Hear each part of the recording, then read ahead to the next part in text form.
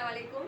આજના ક્લાસમાં ક્રમ્પિંગનો વારો છે અને હેરમાં ક્રમ્પિંગ કરશું કેમ કે આ જે હેર છે એમાં પિન અને જે કંઈ હેરસ્ટાઈલ આપણે કરીએ તો ફિનિશિંગ બરાબર નથી આવતું. ફિનિશિંગ માટે અમે ક્રમ્પિંગ કરશું તાકે એનું ફિનિશિંગ સરસ આવે. તમે જોઈ શકો છો.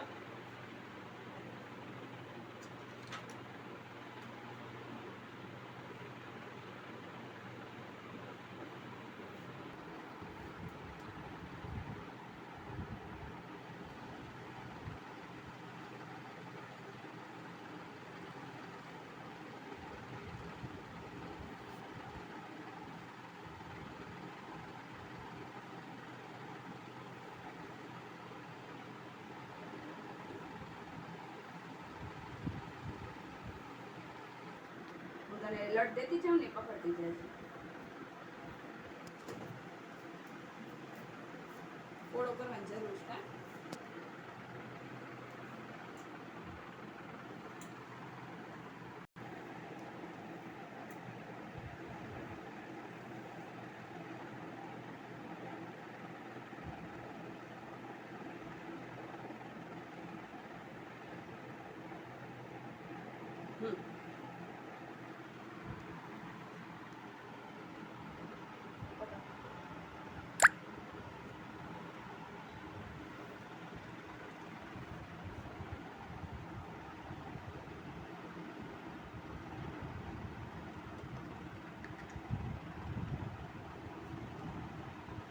તમે જોઈ શકો છો હું ક્રમ્પિંગ કરું છું. કેવી રીતે કરું છું એ ધ્યાનથી જોજો. નાની નાની લટ લેવાની અને આ ક્રમ્પિંગ કર્યા પછી તમે ગમે એ હેરસ્ટાઈલનો શેપ તમે દેવો હોય તમે દઈ શકો છો. ડમીવાળા હેરમાં હેરસ્ટાઈલનું ફિનિશિંગ બરાબર આવતું નથી, પણ આ ક્રમ્પિંગ કરવાથી હેરસ્ટાઈલનું ફિનિશિંગ બહુ સરસ આવશે.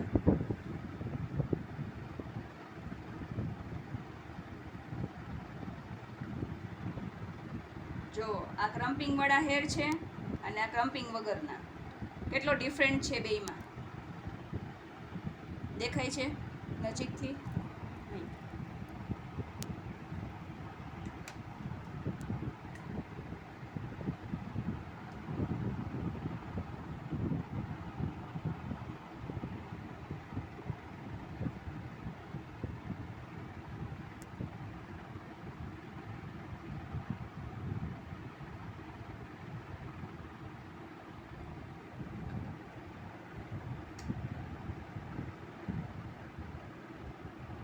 હેરસ્ટાઈલમાં ફિનિશિંગ આપવું હોય તો ક્રમ્પિંગ જરૂરથી કરજો.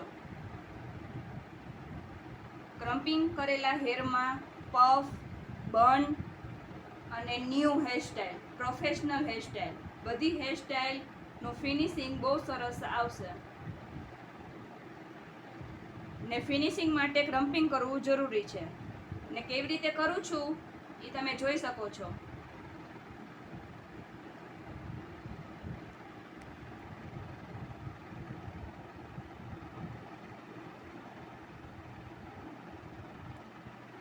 જોવો છો ને કિંજલબેન?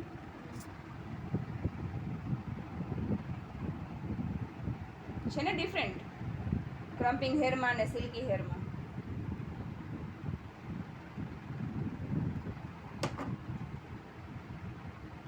તમે જોઈ શકો છો આ છે ક્રમ્પિંગ હેર અને આ છે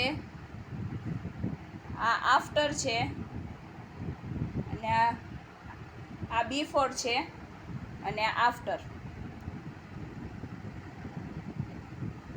આ હેરમાં પિન સરખી રહેતી નથી, પણ આ હેરમાં પિન છે, બફ છે કે પફ કે બનંબોળો એ તમે ફિનિશિંગ આપી શકો છો.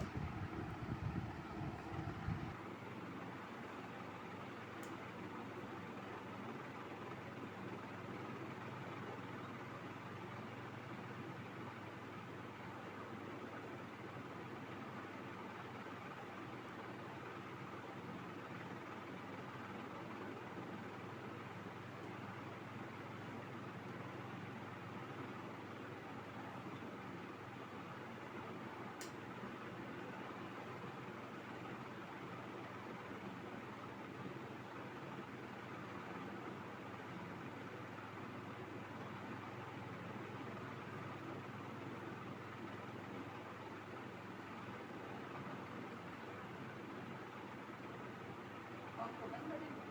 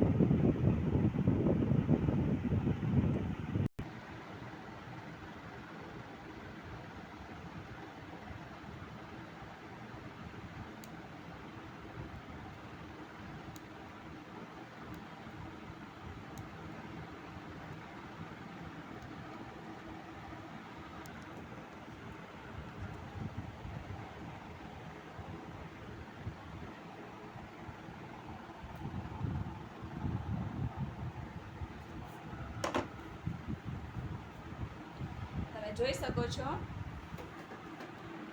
આ હેર ક્રમ્પિંગ વાળા છે.